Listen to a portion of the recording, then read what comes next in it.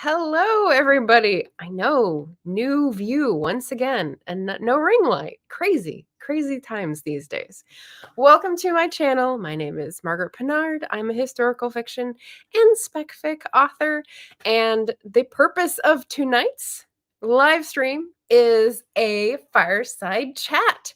So if you don't know, I host a monthly series where I welcome book readers and book writers, otherwise known as authors, onto the channel to talk about their books and author life or reader life. And today we have Leah Lindeman. Yay, welcome. Hi, everyone. So great to be here with you. Yeah. So, normally what we do is we have some time set aside for sprinting, which means any of a variety of activities. I put out flash fiction and Leah says, "Hey, why not? That sounds like a cool new thing." So we're interspersing some like interview questions with some actual fiction writing in person. So, Leah, why don't you introduce yourself and give us a taste of what you will find on your channel and what you write? Okay, so I'm Leah Lindeman. I'm the author of the Canadian Reminiscence series. It's basically a series where each book is set in a different Canadian province during a certain historical time period. So I've written 3 already. First one was set during World War I on the home front. Second one was set during the gold rush in BC. And then the third one, which came out February 2nd, so just recently, is set up in the north during World War II on the home front as well. So not a typical World War II story as you would think it might be. And yeah, I've been a reader for longer than I've been a writer. And after reading the Victorian poets and novelists in high school, I just was so overcome by writing and the beauty of the craft. And so that's when I started writing poetry. And then I got into my books, and there you have it. Awesome. Yeah. So you've recently made a little comeback on the channel, and I will just toot my own horn by Yes. saying you also just recently did a tag that I put up like 2 years ago, and I was like, yay! I had seen it 2 years ago, and you put it like in a little folder. It's like tags to do. And Yep. I thought, oh, it's nice, quick, and easy. It's a great start to kind of launch back into the channel. So that's why I did it. But yeah, I've been a little bit off my channel for the last little while because in July I had my 7th baby. Her name is Willow. So she's about 6 months now. And then and then it was back on a little bit in October, November. But then Christmas came along, the New Year's, and then basically January was just Yeah. big crunch time to get this book out. And now that it's all done, even though I got tons of plans for future projects, I'm back on the channel regularly now. So usually Wednesdays I put out AuthorTube stuff, so discussions, writing advice, writing tips, and then Fridays is more BookTube, so I'll do book reviews or fun tags. Like yours. Yeah, Yeah. cool. So more of like the booktube and authortube. I just had a comment from Rachel, who is more of a sci-fi fantasy reader, and she says she Nice. loves people who do both, like the author and the book side. It's like a Yeah. natural marriage, right? Yeah. I can't choose. Right. I tried to do I think originally I was doing more author tube, but then I was realizing that no, like I love reading so much and I want to share that part of myself. So, why not do both? And I love that you do the same thing too.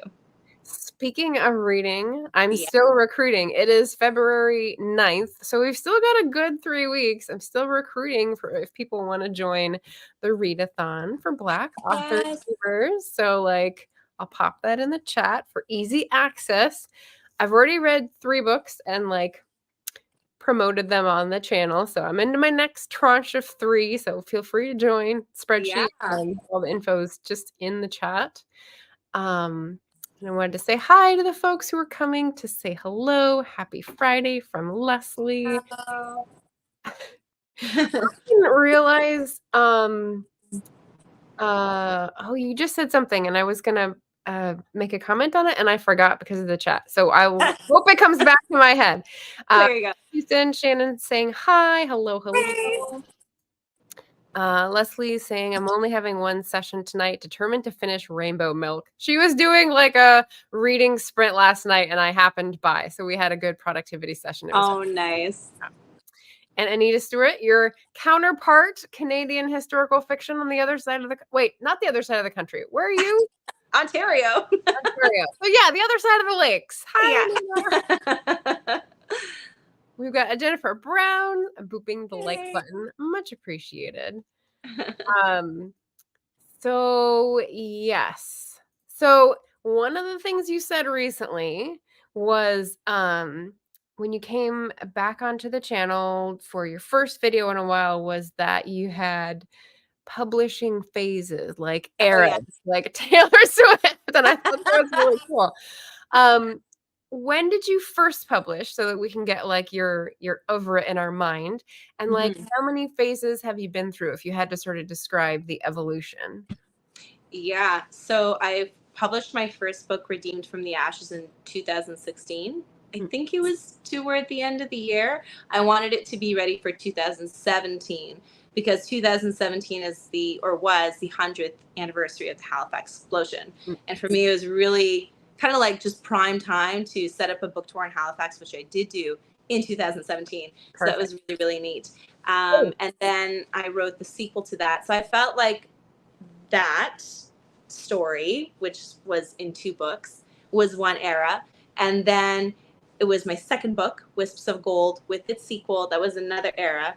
And I can feel like there's a new era with this one, Unborn Melody. So in the video that I put out recently, I was saying how with my first book, Redeemed from the Ashes, and then its sequel, Ghost of My Heart, it was just this, almost like a little chihuahua just yapping, like just full of excitement, like the body is shivering. Yeah. Okay. Hopefully I didn't look like a chihuahua, but just that, like, it's so nervously excited that it's moving around all over. It's like vibrating with energy. Right. Yeah. Yeah, vibrating and just so full of energy and excitement. That's what it was, right? Because that was the first time I published, and everything was so bright and new and shiny. And yes, there were some obstacles to go through, but I love challenges. I'm the type of person that when there's a challenge, I just go for it, just overcome it and say, I did it. So, booking my first interview for a newspaper, booking the first few radio shows, and then doing the Halifax tour, and then doing other book signings like in my area. So it was all very new. The second one, Wisps of Gold, because it was such a departure of genre from my first one. Now, I will say they're all historical fiction, but they all have different subgenres. So the first one's kind of this very mild, dramatic romance set within that explosion event, whereas the second one is a lot darker. It's a murder mystery. It's a hunt for treasure. So and I felt like I could be a little more naughty with it. Not just like in the sense of like just go into that deeper, darker part of myself to just explore that. And Edgar Allan Poe actually was a really great influence on that work, and just other entertainment sources that I had been watching recently as I was writing that were also inspirations for that work. So that was just kind of like, oh, I'm going to have fun and dabble with this and be a little conniving and mischievous with that. And let me interrupt you to ask for clarification, because you talk about standalone novels and the sequel and so on. But then you also said you're doing every province. So how is it organized? Because I think I'm getting a little confused as to like. Yeah. So first book is Halifax, Redeemed from the Ashes, Halifax Explosion. The sequel novella is also Halifax, but it happens 11 years later. Okay. But it's the same story. So same characters from Redeemed from the Ashes you find in Ghost of My Heart 11 years later. And then that story is complete. So my second standalone novel, which is Wisps of Gold, is the murder mystery Treasure Hunt. And then its sequel, Scathed Bones, happens 2 years after that, and actually includes the legendary serial killer Agnes McBee, which I found out about even before Oh, Okay. you're back. You're blacked out, but hopefully I'm okay. Yeah. Okay. Um, so I found out about that story before I came up with the original Wisps of Gold story, but I didn't want to capitalize on like it's such a big story, legendary serial killer. I kind of wanted it to be the sequel. So that's when I came up with the main story. Hmm. So Wisps of Gold and Scathed Bones, same characters, its own province, British Columbia.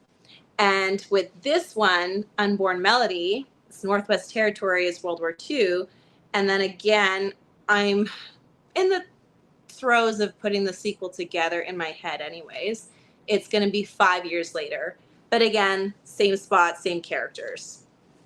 And so is there a reason you're not calling these duologies? Is it because like one is really big and one is a novella length, or? That and also the whole main series like encompasses all of Canada eventually. I'm Okay. not there yet. There's like 13 provinces and territories in Canada, so it's going to be a long, long time. But that's why I don't refer. I mean, you could say there's duologies within the series, but Right. it's an overarching series with duologies in them, if that makes any sense. Okay. All right. Okay. Good. Yeah. Because I have another friend who's writing historical fiction for the original 13 colonies plus some of the Canadian colonies in Revolutionary era. Oh And my, gotta so read he's done that. Nova Scotia and that's one of the ones I've read. But so I was like, oh, well, if you're gonna start pinning things on a map and saying done, done, done, done, done, I'm like, but wait, there's novellas. And so how many are we talking? So I wanted to make sure I Yeah. got it straight. Yeah. So in this series overall, there's going to be 26 works, 13 like main standalones, which is the beginning stories of each provinces with each of them having a sequel. Hmm. Yeah. Hmm. So it's a big lifelong work. I was just looking at my timeline and like family line because I'm trying to figure out, and maybe I don't need to figure it out. I didn't do this work beforehand on my trilogy, but Okay. like who are going to be the main characters for book 1, 2, and 3, and like how are they going to relate to each other, and what main causes are going to be theirs. Like I'm trying to set up the series before I start editing book 1 because that's the one I Yes. drafted last November, and I'm just kind of going, I don't know how it's going to shake out. So it's like all raw materials, and I haven't like put it through the strainer yet. Yeah. It's all on my You could table. always have like different characters being main characters of each book, right? Yes, Yeah. yes, that's what I'm trying to like decide so that I don't miss an opportunity in the first book that will like plant a seed for a later book, you know? Yeah. Yeah, that's So, it. I haven't done like a full 3 book series like that. So it's hard for me to grasp like, okay, um, planning ahead for the book. The only one I really kind of did that with was Wisps of Gold because I already knew what the sequel was going to be. right, But the first book and then this book, I kind of only knew the story after the fact of the first book. right. And they're different stories in of themselves, so it doesn't really rely too much on the Right. first book. But Yeah. yeah, Oh, so so I good. could see how that's very it can be confusing maybe.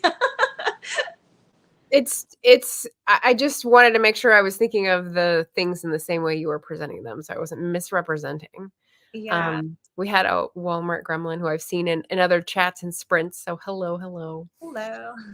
Um, if you guys have questions for Leah, feel free to pop them in the chat.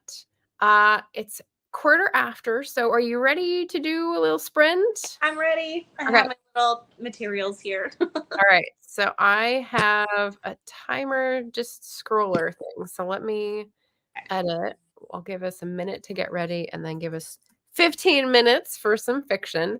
And what I did, I was going to spring the 17th century Qing dynasty on you because of your tag. And then I thought that would be really hard. So, Wait. Can I rise to the challenge and do it? you can. Okay. Actually, I switched it off, but you Oh, can okay. change Well, I whatever want you to hear want. both. But basically, I tried to come up with a time, a place, and a genre. So we're like Okay, stretching our creative muscles here, right? let's And do that. so the first one was Middle Ages detective, and you get to pick the place. But if you want to change any of those, you can do that too. Oh, that But sounds really fun. okay, so Middle Ages detective, pick a place. I'll put that in the scroller, and then we will go ahead and start. I'll mute myself so that I don't get any embarrassing noises. Okay, I'll do that too because my cats are, well, being a little testy. Okay. All Okay, right, 15 minutes, and we'll see you sounds then. good.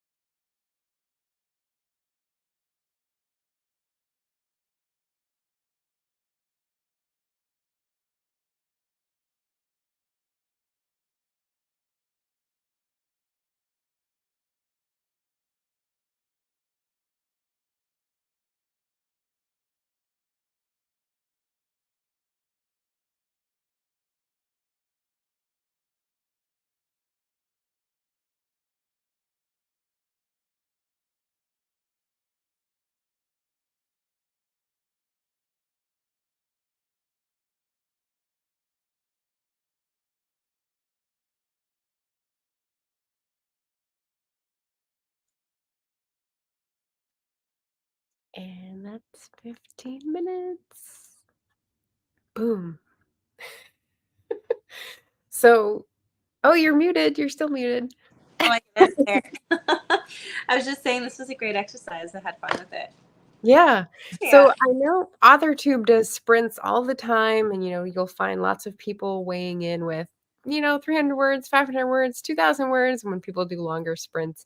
And I Yeah. just haven't been in the mood for the last like month plus, the holidays and everything. Yeah. And to just like sprinkle a little flash fiction in, it can really change your mood. I really enjoyed that. Yeah. Yeah. And I love the prompts too. The Middle Ages detective. I almost forgot place, but then it came to a point. I was like, oh, I need a place. So it's great. Nice. Did you want to share what you wrote? Sure. Sure. I will share. I don't know how many words I wrote. It's like a page and a half double lined, but I'm a very slow writer. Like I usually take my time. So it's also good exercise and just, speeding up the process a little bit. Okay. My fingertips are shocked from the frigid waters as I clasp the woolen cloak shrouding the dead boy's head underwater. As I turn him over, the splashing wets my leather pants. I grind my teeth in protest of the brisk chill wind slapping my now wet thighs. Walter, my confidant and friend from my infancy, strides into the water beside me and helps me drag the dead boy to shore. Unlike me, the cold elements don't bother Walter. Instead, he relishes it. I believe he does so a little to taunt me for his pleasure, all in good humor, of course. He left this note on his bed, but we can't read, Mr. Sherman. Why did he leave this note if he knew that? The mother said. I take care to wipe my damp hand on my woolen tunic before examining the contents. It is strange, I agree. The dead young boy, Thomas, had been taken under the wing of the local archbishop as he happened to pass through the fair town of Lozelle. The mother exclaimed, I told him no good would come from learning and reading those books, only death. Why, the court and the politics is a dangerous place, and now he's gone forever. After I rolled my eyes at her uneducated nonsense, I spied Walter giving me, and that's all I wrote, but giving me, I'm gonna write, Oh, I love giving me, I don't know, a it. serious face, something to do with like, Look. don't roll your eyes. Yeah. Yes. A quelling look. I love it. Yes. Oh my gosh, that's great. So like French and like the transition, or maybe like the Catholic Church sort of intrigue and whatnot. Yes, and I don't know if you caught it. I tried to hide it because I didn't want to be too obvious. But it's like Sherman and Walter is Sherlock and Watson. I missed it. Oh, it. good. I was hearing Thomas, so yeah. Yes, yeah. That's so cool. That's so different from mine. Okay, so let me share mine. And I mean, I didn't mention it, but you can probably guess at the end. Okay. Brendan stood guard at the edge of the clearing, wary as the stars glittered in the cold night. This was his third time as guard for the Brahen gathering, and he knew how things were done now, but the risks always put him on edge. Having all those important people in the forest grove while they were at war with the neighboring clan struck him as a vulnerable position, but he was determined to scent any whiff of danger. Off to the right, down the rise, a handful of crows startled into the sky. Brendan narrowed his eyes, sharpened his ears as he'd been taught by the druid chieftain, but could see nothing. Waiting another few minutes, he stepped out to peer around to where the next guard to his right would be.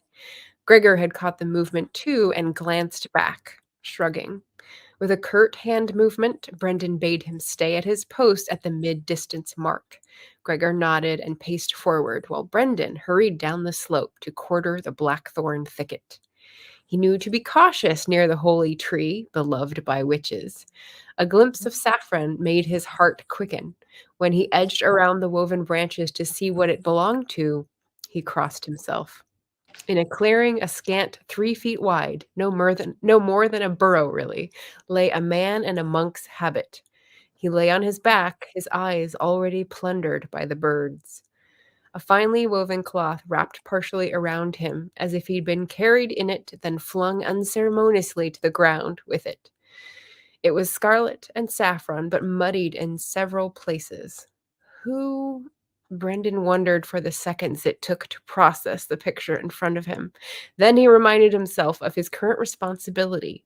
His heart quickened once more. There were 4 more hours in his turn to guard the hill. Then he would report this directly to their chief druid. Lennon would know what to do. That sounds So look great how we both start too. with Deb. So different. Yeah. Did you type yours? Yeah, I was on Google Drive. Okay, yeah.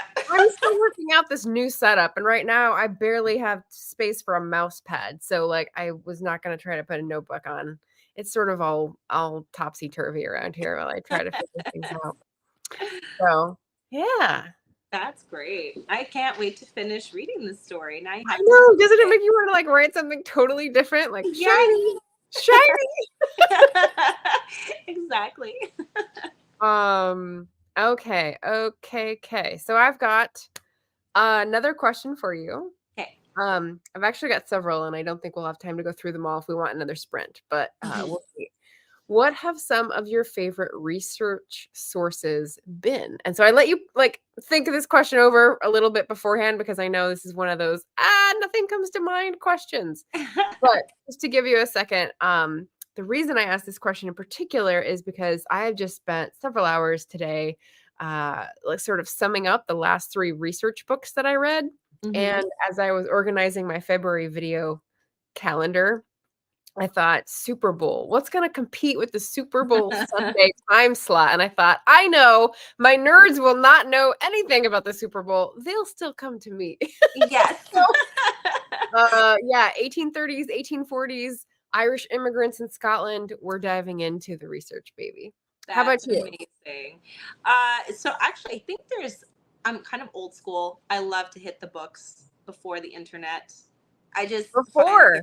Yeah, well, they're just well, it's always been ingrained in me, like for all education, that they're a more reliable source, and yes, you can kind of cross whatever you read in books and make sure those are correct as well.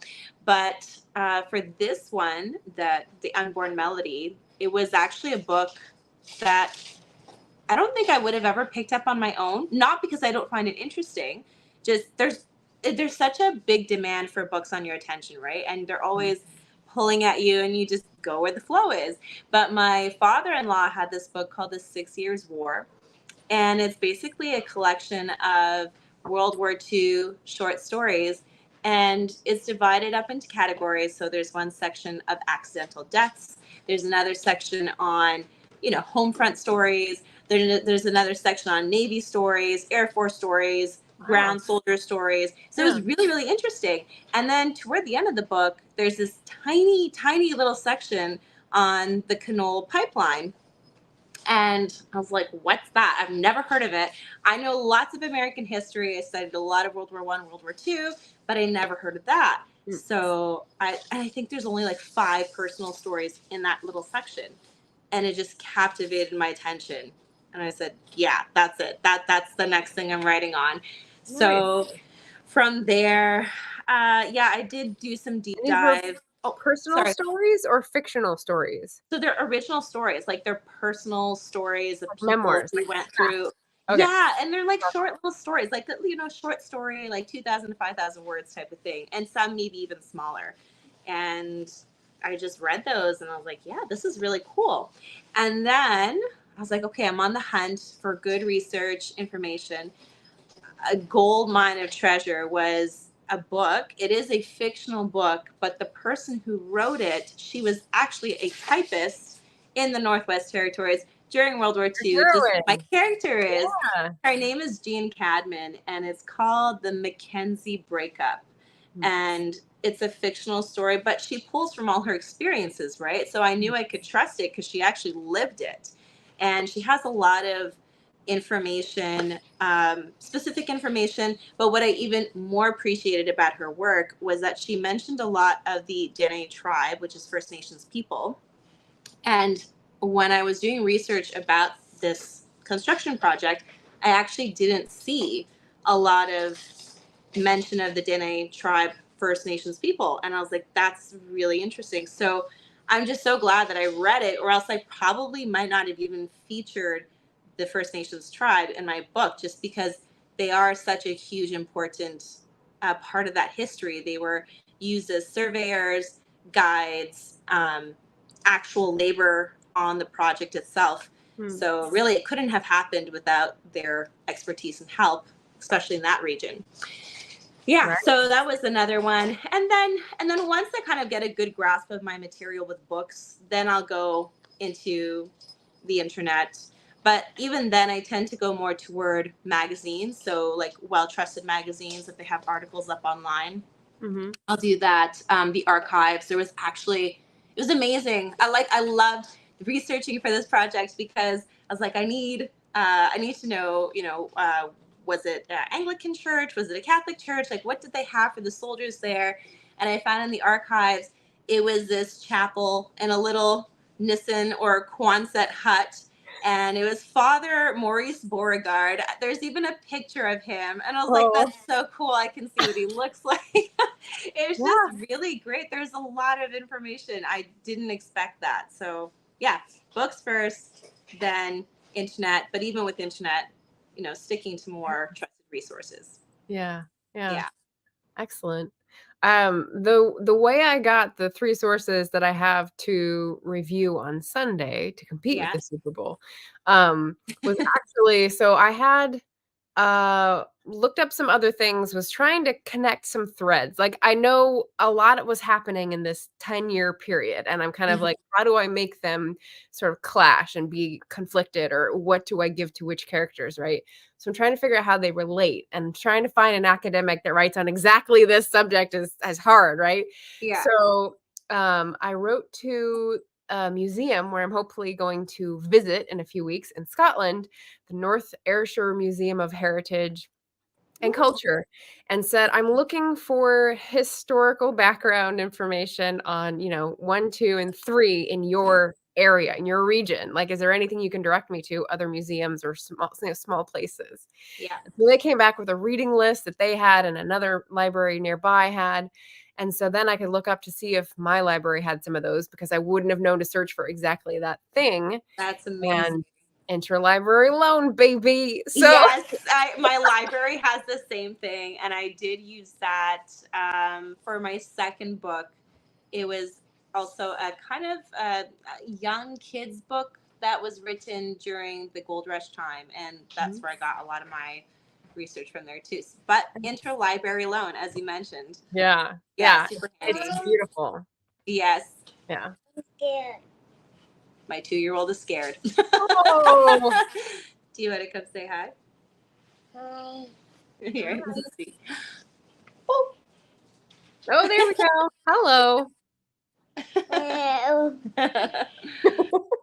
Book the story. Yes. Oh dear. I have to deal with a little mess. Okay. We'll go But into another sprint. yes, why session. How don't you about go that? into a different sprint? I will join in as quickly as I can. Hopefully, this will be a quick cleanup. Okay. All right. So we'll what's take it from now 15 minutes. Okay, and are we just continuing the story we were working on, or We have a new prompt. I'll pop it up on the screen so that whenever you come back, you'll see it. Sounds perfect. All right, I'll be back.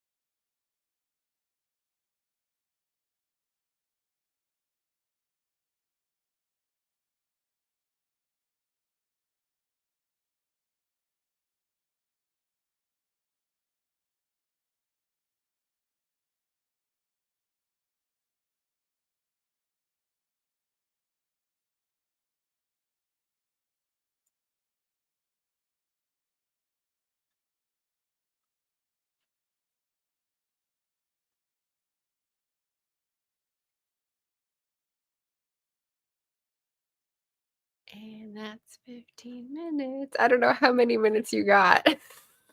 You're muted. You're muted still. Oh, I'm so sorry. I keep forgetting I muted myself. That's right. I think I got enough. Oh, enough to like, I surprised myself. So there you go. Yeah.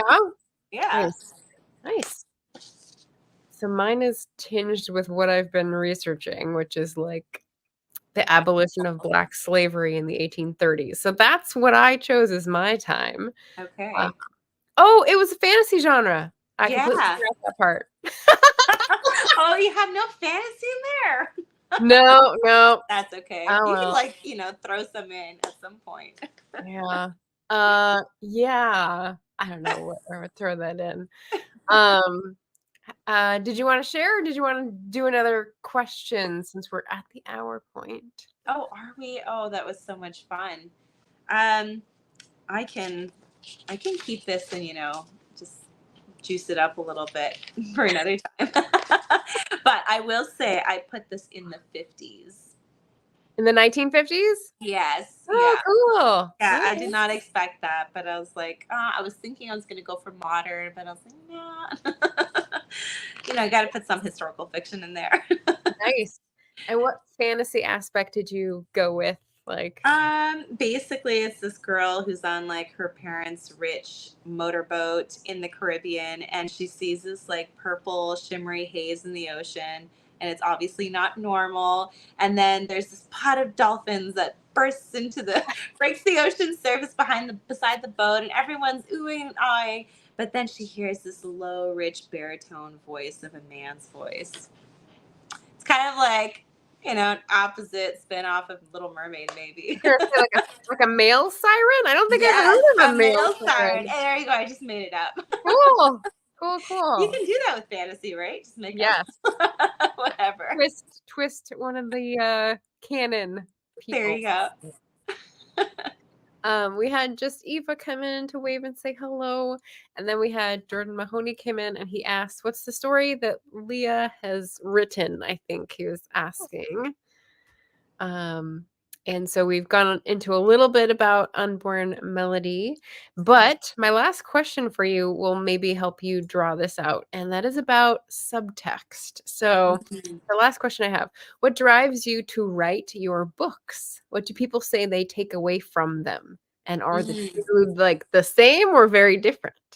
Because I know the last video you talked about unconditional love in stories and just sort of promoting more of that in the world, which I Yeah. love. But like, what do you think of that drives you to write the book? And then what do you hear people say they take away from reading your books? So it's twofold for me.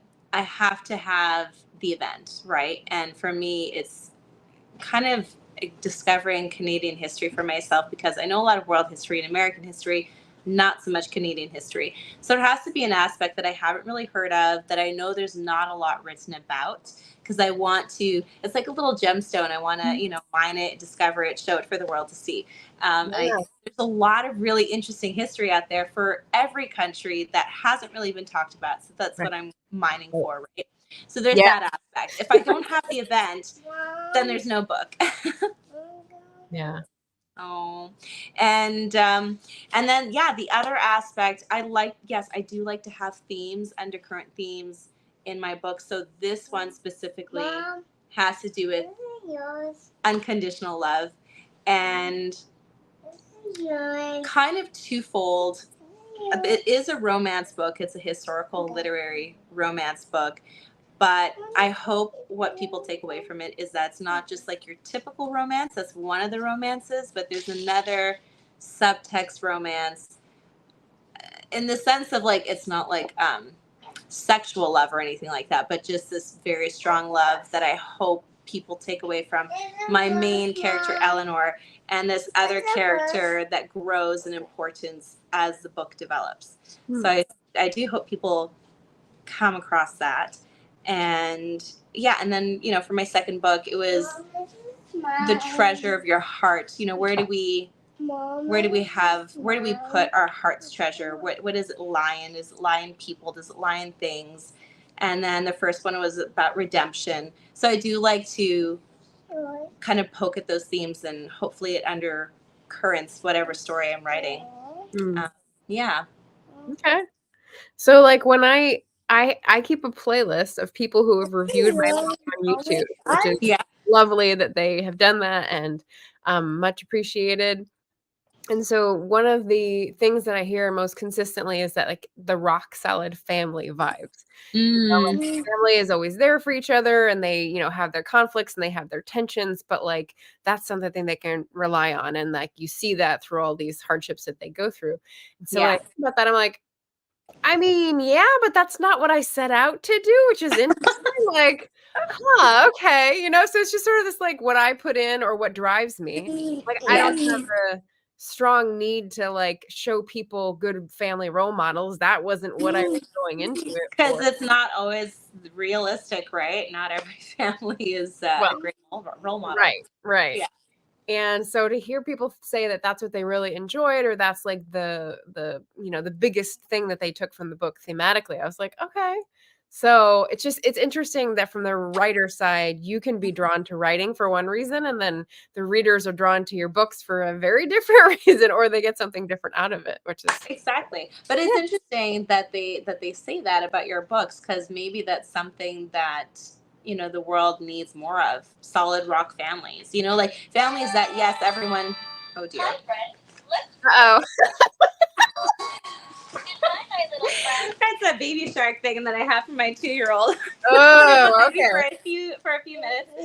So yeah, it just shows that maybe that's something that they're yearning for, that people are yearning for in general. Good families, because it's true, a lot of families are broken and in messes and pieces, and I think that's part of life, to find a way to love each other despite the differences, despite the hurts that we've given.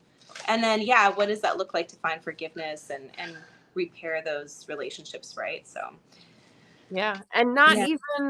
maybe not even like coming from a broken background or environment or family, but like just seeing so much of it around and wanting Yeah. something different. Like all you see, like the jilted at the altar, or like families competing for something for money, and you're just like, can we not be so cynical? Yeah, And it's I think true.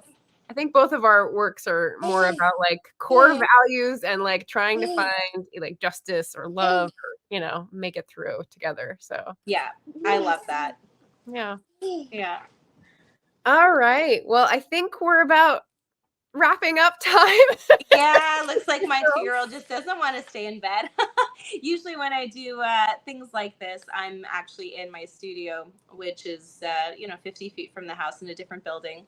But tonight, everybody's out of the house, and usually she stays in bed. But this is one of those nights. yeah, yeah. All Yeah, right. but Well, it's where been can we? so amazing just doing Yeah. this with you, Margaret. I loved it. I love the flash fiction. It was a great exercise. And okay. And where can we find you and your work? So I've put your website and your Instagram and like the next thing you're going to be doing, maybe even nearby. Yeah. Yeah. So next thing I'm doing, okay. Well, I mean, if you always want like to be the first one to know about what I'm doing, sign up for the newsletter, which if you go to my website, it's there. You can sign up. And but you will hear about the next thing that's coming up really, really soon. I will be announcing it at the end of March, and it will be released hopefully mid-April. So I'm really, really excited. It's funny. This project has been kind of on the back burner for 5 years. I'm very ashamed to say that. Hey, no But you shame, know no what? judgment. Sometimes you just need to be inspired. And I have to say, this book, Unborn Melody, has inspired me in the best of ways. Like, just totally blow it out of the water. I'm super excited. I'm so pumped. So, yeah. Nice. Yeah. Nice. And then, yes, Excellent. my channel, Pen to Paper, definitely check it out. And then I'm pretty active on Instagram. So, There we go. So Yes. thank you so much for being here for the Fireside Chat tonight. The links are also down in the description for anyone watching on the replay. And the only thing I have upcoming for you guys on my channel is a reminder we've got an AuthorTube Writing Conference stream party. So we'll be watching a prior presentation. This one is from Rachel Writes, who's a great channel, and it's on titling your story. So if you're wondering about tips or tactics for titling your story, we'll be watching Shannon, Esty Houston, and I, and sort of like pulling out things and discussing them next Friday at the same time. So same time, 5 p.m. Pacific, 8 p.m. Eastern. So hopefully you can join for that. Otherwise, thank you so much for tuning in. If you did some flash with us on the DL, share it with us where we can see it. That'd be lovely. And join me on Sunday because who cares about the Super Bowl? Woo! I can get behind that. Right. Thanks, everyone.